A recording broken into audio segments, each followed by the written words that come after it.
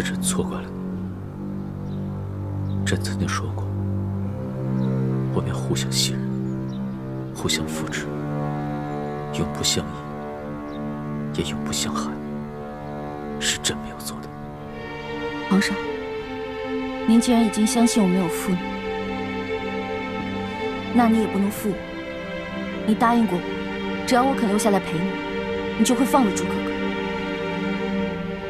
花儿，此事你得容朕再想想办法。你怎么了？是不是头疼病又犯了？怎么了？不是头疼，是我心好疼，好像针扎一样。花儿，传太医，传太医！皇上，环姑娘这病十分的凶险，可又十分的蹊跷，倒不像是病，像是被人做了手脚。一群废物！你倒是给朕说清楚，他被人动了什么手脚？皇上，从脉象上看，臣判断好像是受了一种外伤，可是臣判断不出他伤在何处，此症无药可医，臣该死。听你的意思，朕只能眼睁睁地看着他死是吗？臣无能，臣该死。皇上，奴才也略懂医术，可否让奴才一试？皇上，你要是能把他救醒，那朕就赦了你们父子的欺君之罪。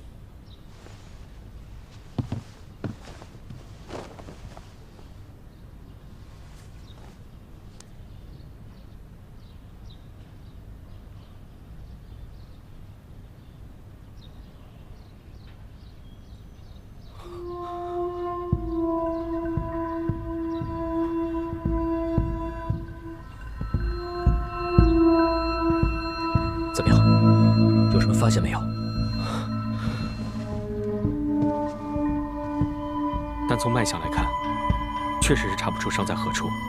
不过方才奴才用内力顺着他的气血寻找了一圈，才发现了端倪。他伤在何处？回皇上，他是被人从胸前的膻中穴注入了一根比头发丝还细的银针。这枚银针顺着气血在他的体内游走，如果稍有不慎进入心脏或者大脑，恐怕他就会当场毙命。寻常仵作是查不出死因的，多半都会以为是暴病而亡。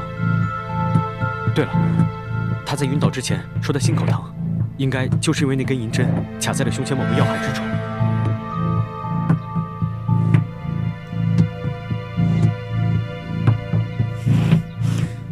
那你有什么办法可以救他？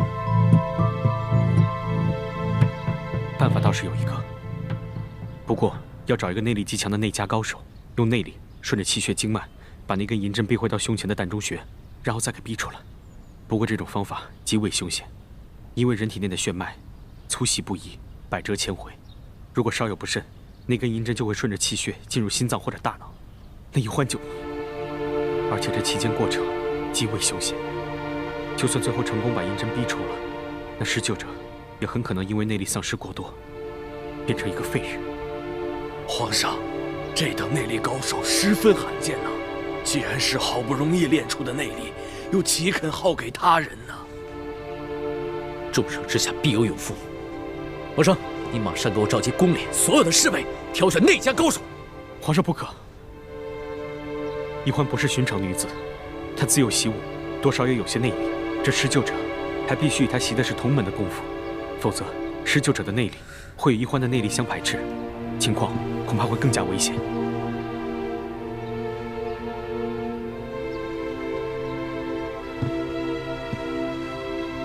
皇上，你也是从小在明珠谷长大，跟宜欢学的是同门的功夫，你也算是个内家高手，你可愿意为宜欢牺牲？皇上，奴才的命都是你的，又怎会吝啬这些内力呢？只不过奴才虽自小跟宜欢长大，习的也确实是同门功夫，但奴才私下里还习了阿玛祖传的家传内功，所以奴才的内功与宜欢也并非完全同路。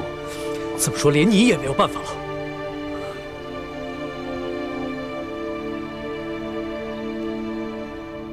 奴才虽然心有余而力不足，但另有一人，同宜欢习的也是同门内功，并且他的武功还远在奴才之上。只不过，只不过什么呀？他是谁？你快说！只不过那人现在在天牢里，而且7日之后就要被处决了。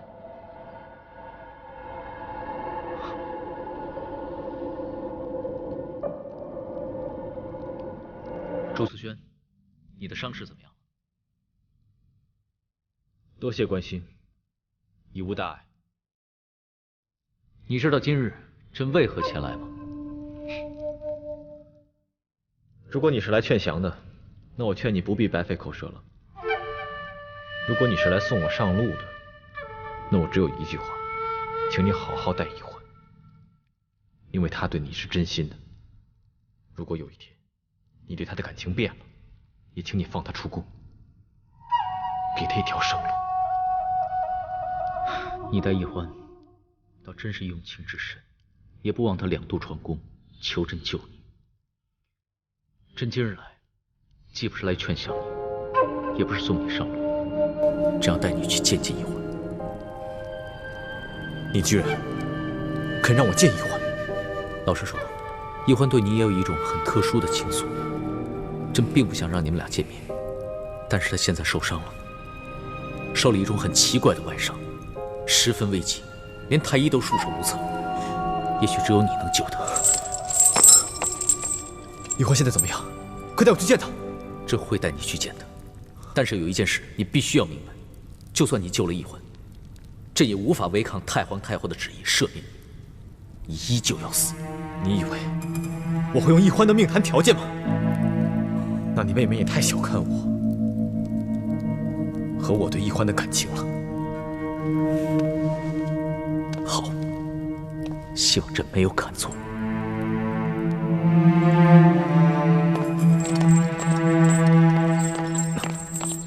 其实，你大可不必如此小心。易欢还在你手上，你就算要放了我，我也不会走的。如果易欢那日跟你成亲，你的这番话，朕是相信的。但是易欢那日抛弃了你，跟朕走了，朕也是一个男人。朕不知道在你的心里，现在究竟是爱他多一点，还是恨他多一点。看来，你还是不了解我。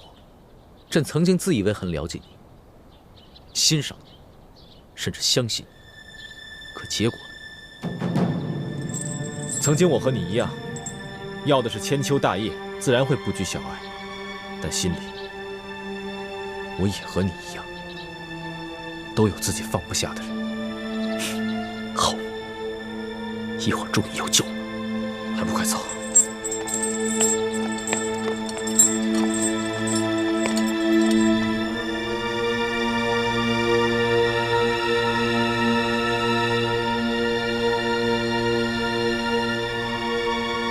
怎么样？你可有把握？若在以往，我有70%把握，可如今我重伤未愈，只剩下了5成。那有什么办法可以尽快治好你的伤？朕宫里的灵丹妙药随便你用。来不及了，银针随时可能顺着他的血脉进入心脏或者脑中，已经等不及我慢慢养好伤了。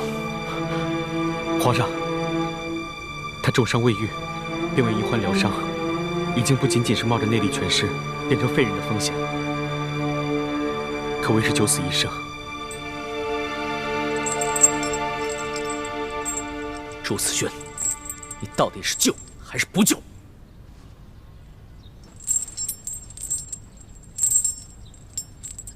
但我有一个条件。朕知道是什么条件，朕答应你，只要你救醒了易欢，朕饶你不死。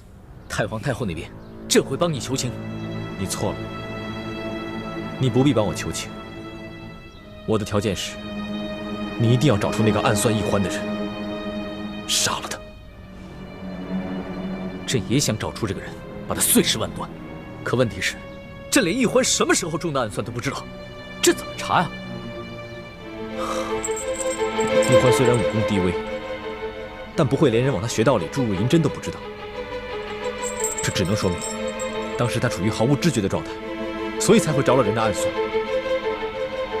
你不妨仔细想想，近日他可有隐疾发作，陷入昏迷之时？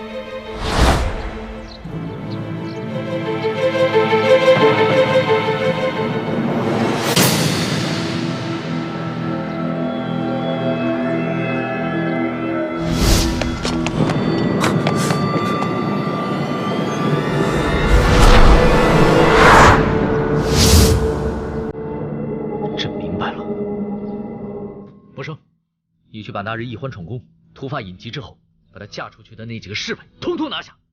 这，慢着，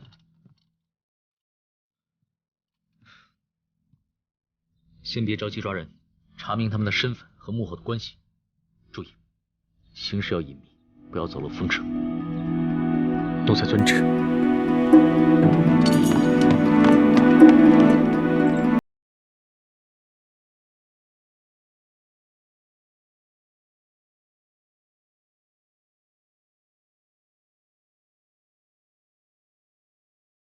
他们是受人指使。朕明白，待朕查明真相，一定会给你一个交代，也为易欢免除这个后患。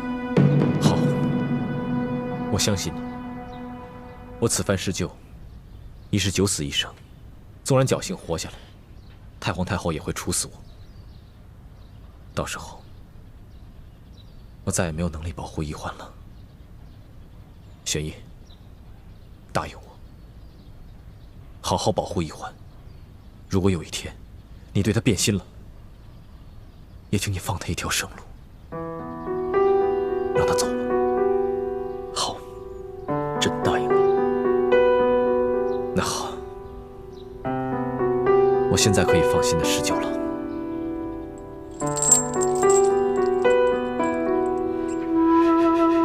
来人，打开他的镣铐。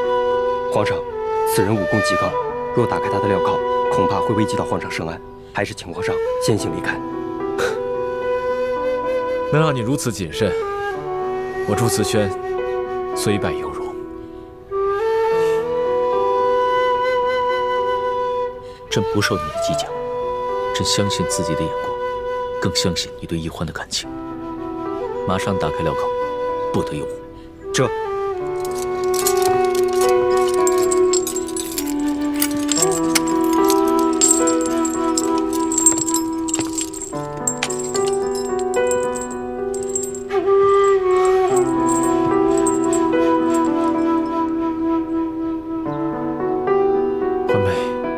虽然你心里已经没有我这个猪哥哥，但我仍然愿意为你而死。我死了，朱明联盟就不存在了，所有人也不必再活得那么辛苦。你想让全天下老百姓都免于战祸的心愿，终于可以实现了。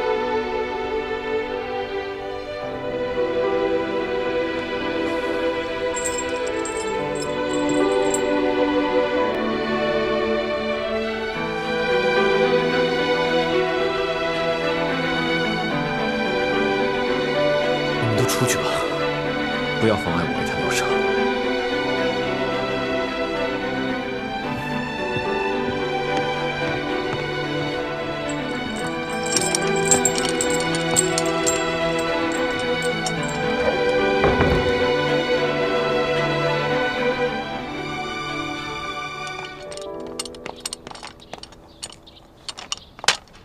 皇上吉祥。凭什么？怎么样？查到了一些什么？回皇上，奴才去内务府调查了当日那几个执勤侍卫的档案，摘录在此。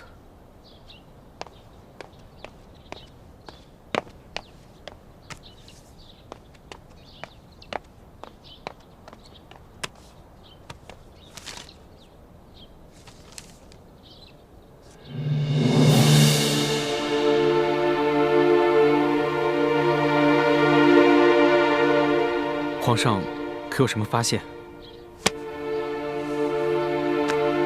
朕心里有数了。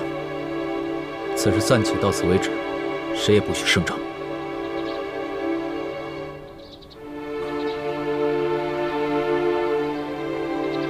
奴才遵旨。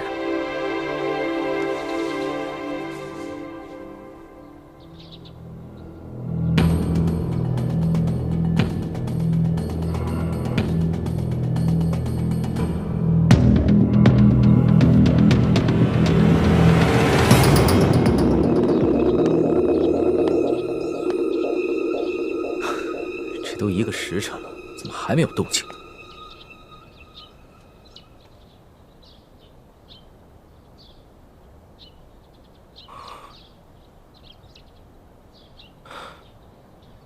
皇上，你看起来也很担心易欢呢。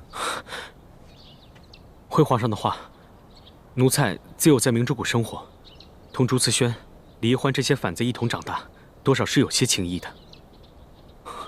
但是这些情谊，跟奴才所背负的国家大义来说，根本不值一提。你懂得轻重，很好。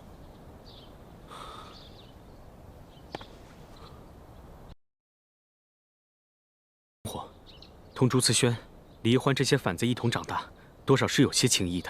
但是这些情谊，跟奴才所背负的国家大义来说，根本不值一提。很好。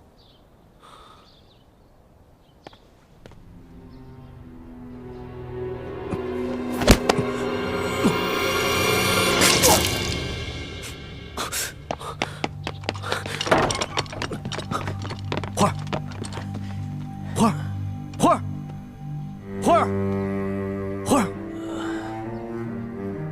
你不必担心，他已经没事了。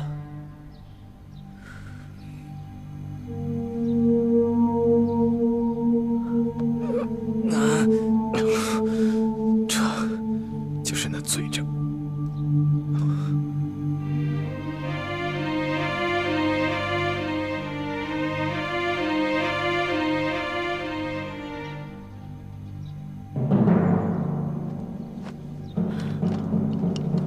你放心吧，朕绝不会放过伤害易欢的凶手。好，我放心了。轩逸，你不必再向太皇太后求情。反正我也和一个死人没什么区别了。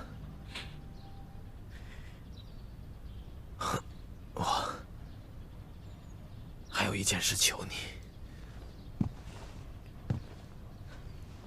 说吧，朕一定会帮你做的。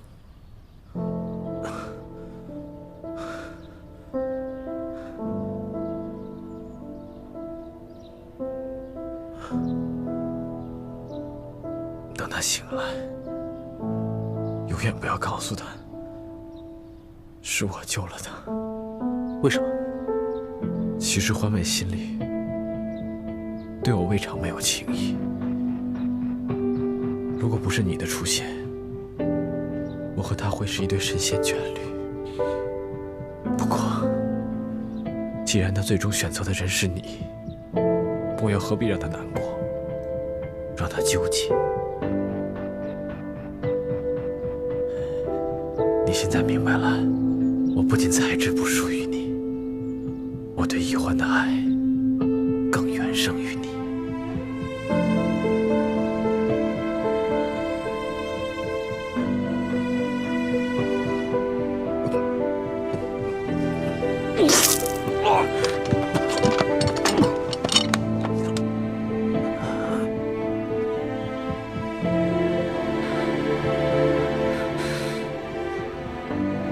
怎么样？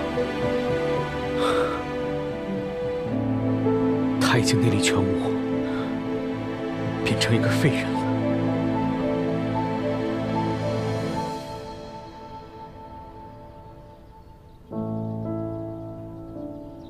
宣太医，务必用最好的伤药保住他的性命。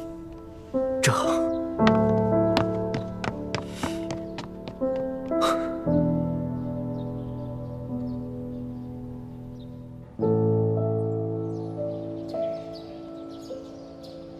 这朱慈轩肯舍命救这李玉欢，那是他们自己的情分，可不是看在你皇上的恩情上。于公于私，于情于理，他们都是皇上不共戴天的敌人呢。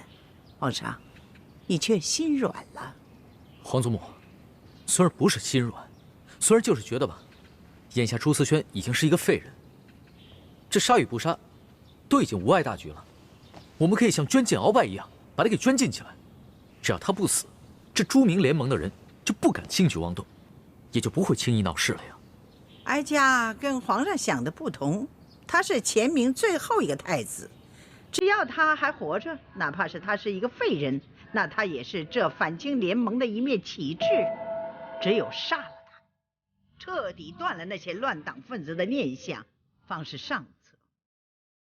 皇上，你是仁人之心，菩萨心肠，你是担心杀了朱次轩，这李易欢会跟你翻脸，那这个恶人就由哀家来做吧。皇祖母，皇上，别的事哀家都可以任由皇上任宫独裁，连你要把这李易欢留在永乐斋，哀家都随你。但你要知道，这已是哀家的最后的底线了。再过6日，必须把这朱次轩押往菜市口，明正典刑，永绝后患。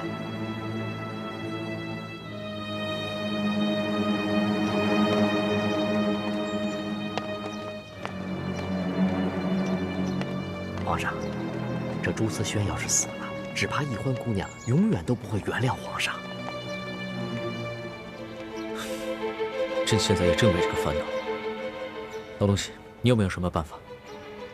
办法倒是有一个，不过请皇上体恤奴才，千万别说这个办法是奴才说的，要是太皇太后知道了，饶不了奴才。你放心吧，朕身边也没几个会办事、能办事的人才。再说了，从小就是你伺候朕长大的，没了你，朕也会不习惯。多谢皇上体恤。其实奴才这个办法挺简单的，4个字：李代桃僵。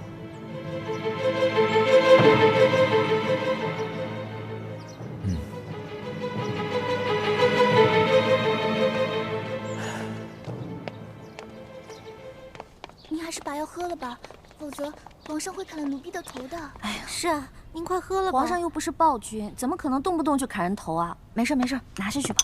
皇儿，这句话说得好，朕喜欢听。皇上吉祥。把药给我，你们都退下吧。是。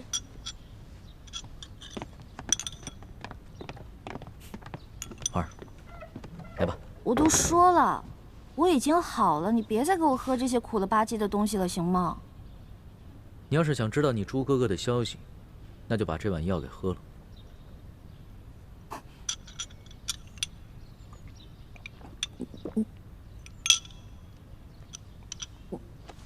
你是不是给我带来什么好消息了？也不算是什么好消息。太皇太后不肯赦免朱次轩。那你一定还有其他办法的，对不对，龙小弟？你看，我都没有骗你，你也不会骗我的，是吧？朕是不会骗你，但是朕不能明着和太皇太后还有一帮支持太皇太后的文武大臣们对着干。所以呢，朕思来想去，只有一个办法。什么办法？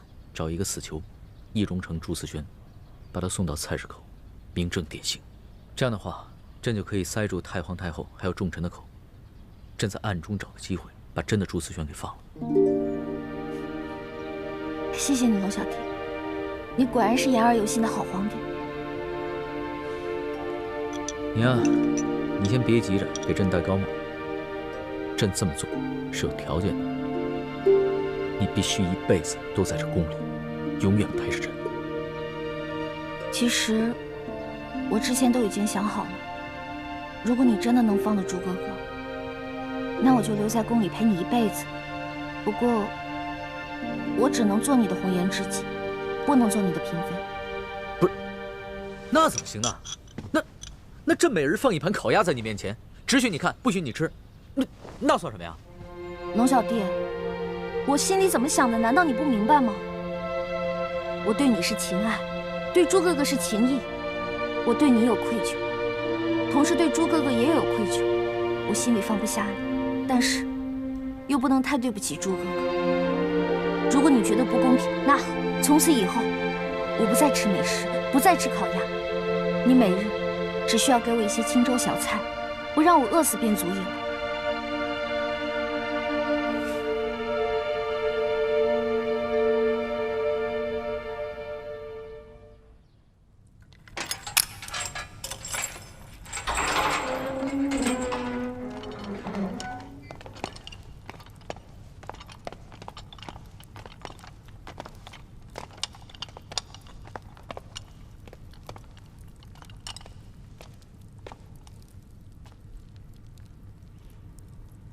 为什么还给他带着镣铐？还不赶紧去了！这。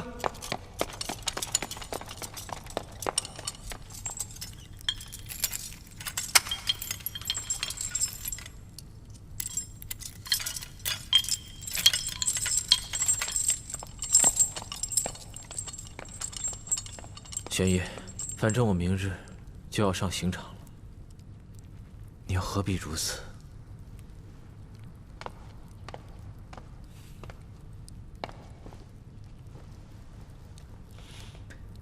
朱思轩，你我虽是不共戴天的仇敌，又是情敌，但你我二人也算是惺惺相惜的知己。尤其是你救了易欢，朕的心里很是感激。我救易欢，是我跟易欢的情分，与你无关。不过你别忘了，你承诺过我，要找出那个暗算易欢的人，杀了他，为易欢除掉后患。那个人朕已经查出来了，但是朕现在还不便对他动手。你自诩天子，却言而无信。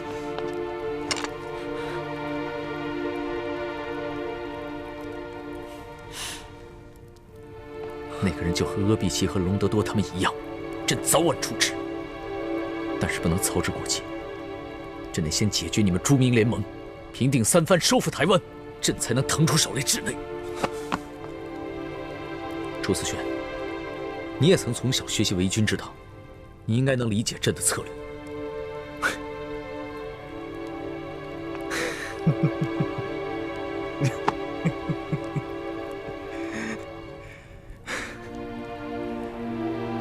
玄烨，你觉得我还会相信你吗？你不相信朕，朕的心里很是遗憾。但假以时日，朕一定会证明给你看，什么才是帝王之心。我等不到那一天了，你去证明给易欢看吧，别让他对你太失望。谁说你等不到那一天？朕已经答应易欢，今夜就放你出宫。所以，朕此次前来，算是提前为你送个行吧。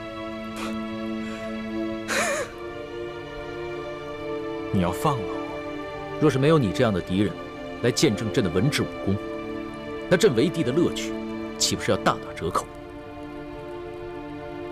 但是，朕也有一个条件。我说过，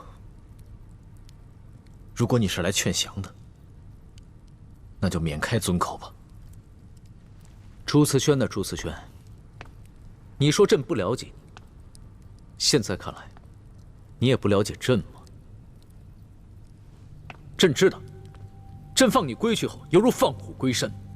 虽然你的武功尽失，但以你特殊的身份和才智，你仍然会带领朱明联盟成为朕的心腹大患。但是朕并不是要把你们这些反党斩尽杀绝，朕要你们心悦诚服地臣服于朕。诸葛亮尚能七擒七放猛虎，朕堂堂天子，难道还比不上诸葛丞相？这一次，的确是我小看你了。你应该还有别的条件吧？朕放你归去之后，从此要么你亡命天涯，要么你臣服于朕。但是不论哪种结果，你都没有资格再与朕争抢易欢。易欢虽然已答应留在宫里陪伴着朕，但是因为她心里怀着对你的一丝愧疚，不肯做朕的女人。朕需要你帮帮朕。这我可帮不了你。易欢虽然任性单纯，却有自己的原则。就像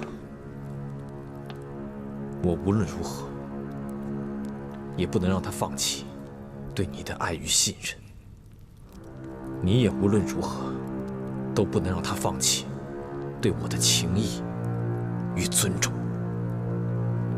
你不是口口声声说你比朕更爱易欢吗？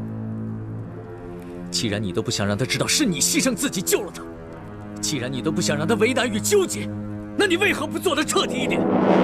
既然你都知道你们今生再无可能，那你为何还要在他心中强占一席之地？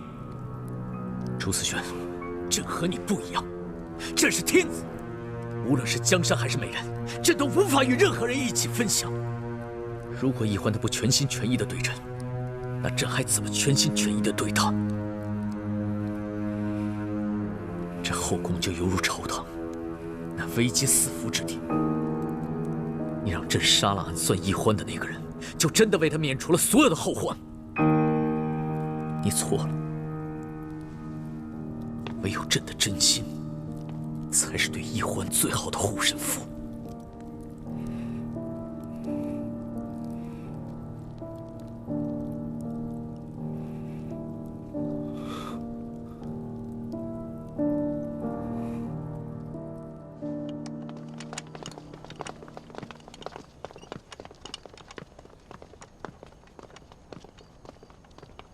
花儿，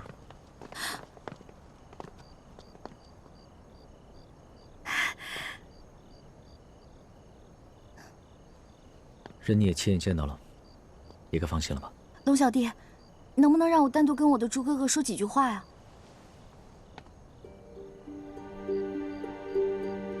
好，不过你们要抓紧时间，赶快送他离开紫禁城，不然的话，恐怕夜长梦多。我知道了。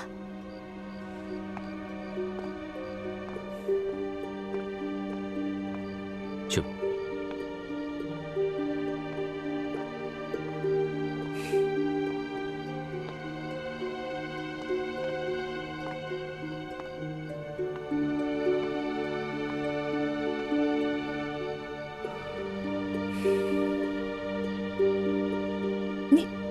你怎么瘦了这么多，脸色也苍白了？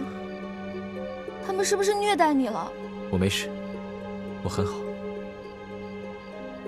叶师弟虽然抓了我，但毕竟是兄弟一场，一直在暗中照顾我。可是为什么感觉你跟之前不一样了？你的眼神跟以前比完全没有了神采。我刚从牢里放出来，病也才刚好，自然会憔悴一点。等出宫以后，让三师傅帮我调理一下，自然会好起来的。朱哥哥，对不起啊，都是因为我。如果不是我，你也不可能被抓起来，叶哥哥也不可能会暗算。的确是你害了我，我没想到，我们10多年的青梅竹马，竟然抵不过你跟康熙大半年的朝夕相处。不过这样也好，我总算明白了，谁才是真正值得我去爱的人。没有别的事的话，我先走了。倾城还在外面等着我呢。雪姐姐，什么意思啊？我没听懂。有件喜事忘了告诉你了。那夜，你跟康熙走后，是倾城找到了我，救了我。我跟倾城已经成亲了。你说的是真的假的呀？此事有关倾城的名节，我怎能开玩笑呢？环妹，其实以前我之所以对你好，是因为我觉得我们从小就有了婚约，我只能对你好。哪怕我觉得倾城才貌双全，温柔体贴，更让我心动，我也只能把这份感情放在心里，从来没有说破过。直到那天晚上，你在婚礼上逃了婚，这反倒给了我和倾城一个难得的机会。我和倾城都很感谢你。朱哥哥，我实在不知道该说什么了。这件事我居然不知道。但是朱哥哥，我真心替你跟雪姐姐高兴，真的不容易，真的，我真心祝福你们永远幸福，早生贵子。好，我也祝你跟康熙永远幸福。些了。环妹，你不妨跟倾城比一比，看谁生的孩子多，谁才是一个称职的母亲。这个朱思轩，倒真是个至情至性的人。可惜啊，若他不是朱明王朝的太子，那朕一定会和他成为惺惺相惜的知己的。皇上肯三放朱慈轩，并称赞他的为人，仅于这份胸怀，就已经不愧为圣明天子了。这个朱慈轩，虽然才德兼备，也算是人中俊杰。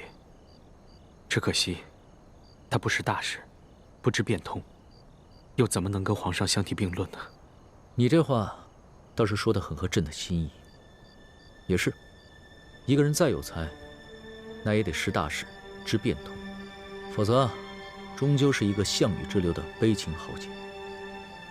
徒让后人传唱于兮于兮，图奈我何？朱哥哥，你别看龙小弟后宫佳丽3000，但是真正爱他的没有几个人，所以我想陪着他，监督他，让他做一个好皇帝。但是嫔妃，我可能做不了。为什么？我和倾城成了亲，倾城才是名副其实的太子妃。光复大明的任务，就是我和倾城的责任，跟你没关系了。因为有爹跟师傅们，所以……傻丫头，女儿不是儿子，只有儿子才有资格继承父业。嫁出去的女儿就像是泼出去的水，你不必太在意你爹还有师傅们的态度。更何况，他们知道我和倾城成了亲，你爹他们也不会再逼你了。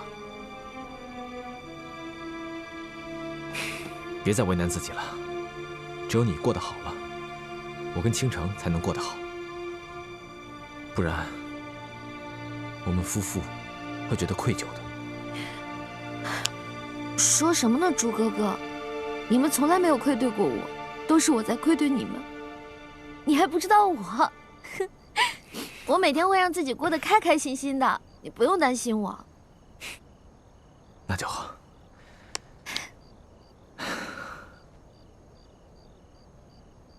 那我们就此别过，各自珍重吧。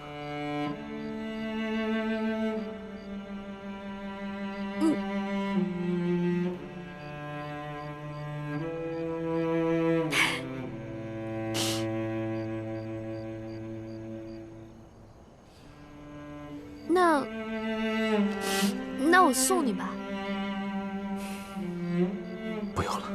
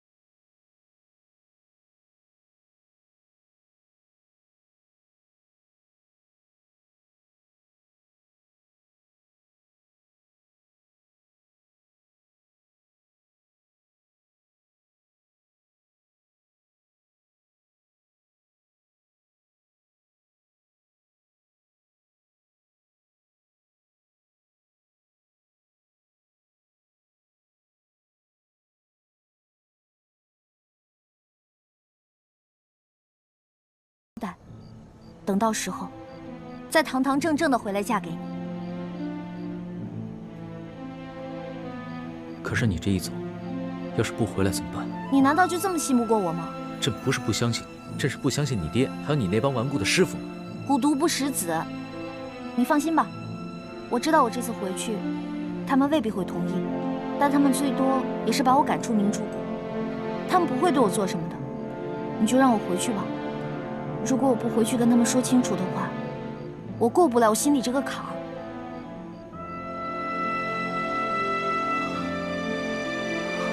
既然朱哥哥你都敢放，为什么不敢放我？已经决定赌了，何不赌一把大的？好，那朕就跟你赌一把大。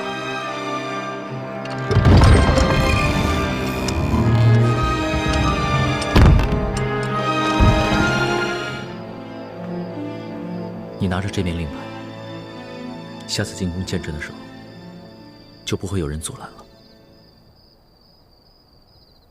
龙小弟，我一定会回来的。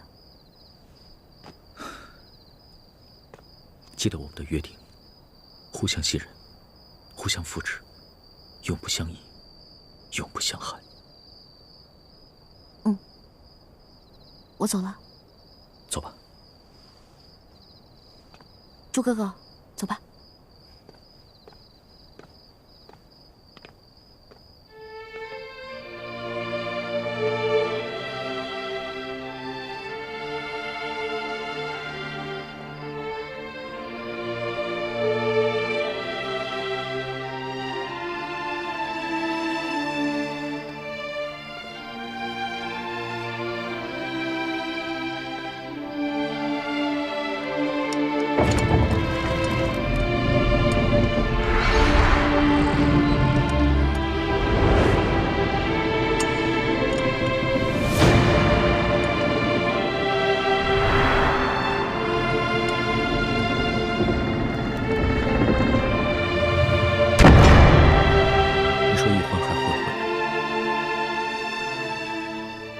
皇上，以奴才对奕欢的了解，他一定会回来的。朕又是在一场豪赌。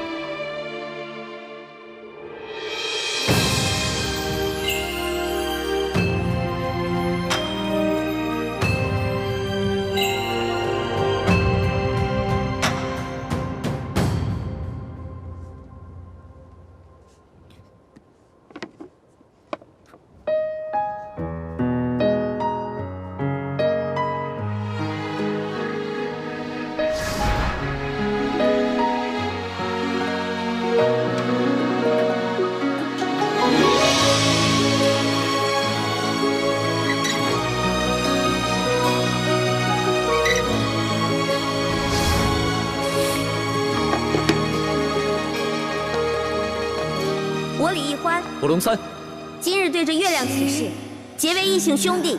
从今往后，有福同享，有难同当，永不背弃。同甘共苦，同生共死。如有违誓，天打雷劈。爱已来，卷风沙，恨不过。龙小弟，你是一个好皇帝。经过的星辰如马，望不穿雨中的他。这一生月光花，能否带他舍得心归家？愿做他掌上的明珠，献上我纯真的祝福。回忆中的路开满花簇，绽放般诗的光速。愿做他掌上的明珠，献上我纯真的祝福。回忆中的路开满花簇，绽放般诗的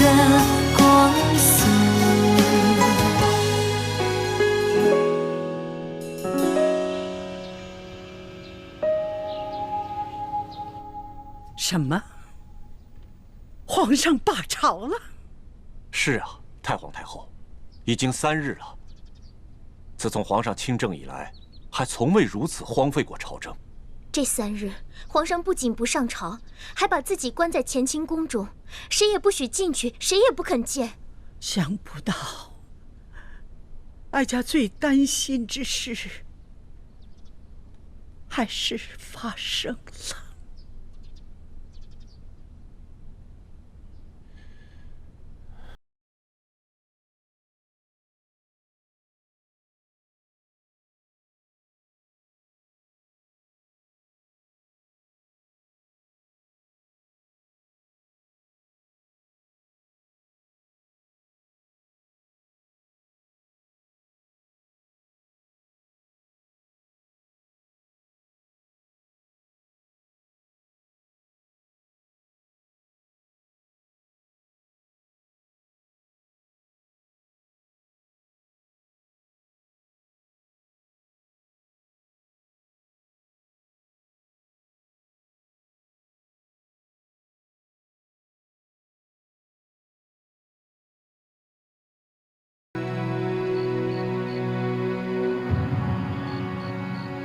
玄烨，咱们祖孙2人有3天没见了，你还好吗？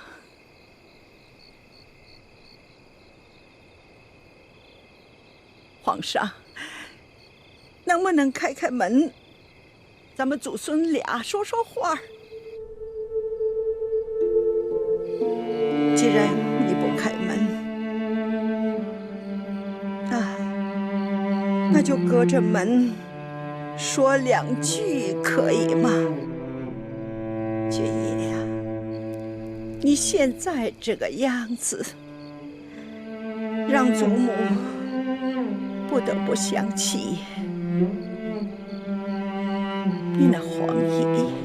记得那是崇德6年9月13日，你皇爷爷镇守嵩山呢，指挥8旗子弟浴血奋战呢。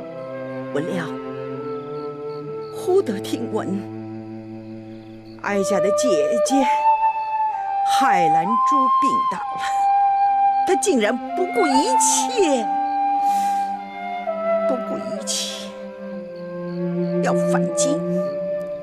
这一路上不休不眠呐，真是日夜兼程啊！终于在第5日，他终于赶到了京城，可是却没有见到海兰珠。他心情大痛啊，又是不食不眠呐，昏迷不醒啊。虽然被太医救起，可是他言语混乱，形同疯癫。就这样，不久抛下了祖母和你那可怜的6岁的阿妈一走了之。你听得明白？玄烨呀，那还是大清初帝的时候，朝野上下呀是危机四伏。祖母啊，为了你的皇阿玛，为了大清朝，我耗尽了我的全力，好不容易把你的皇阿玛养大成人，又扶上了龙椅，可是他又像你的皇爷爷，为了一个董鄂妃，一言难尽呐。祖母说不下去了，他仅仅24岁呀，又抛下了祖母和不到8岁的你一走了之。皇祖母青年丧父，中年丧子，你说我苦不苦啊？尽管这样，我还是满腔热忱的。为了你，为了大清朝，我用心把你养大。雪姨呀，你已经亲政了，这龙椅已经坐稳了。可是你为什么还要步他们的后尘呢？凤祖母知道，爱新觉罗家族的男人们是有情有义，可是太痴情了。你要知道，你是一国之君呐，你要为你的臣民，为了你的大清朝去着想啊，皇上。你如今连个子嗣都没有，难道从今往后，我们祖孙两个让后人去唾骂我们作为千秋罪人吗？皇上，请开门吧，皇上，皇上。雪姨，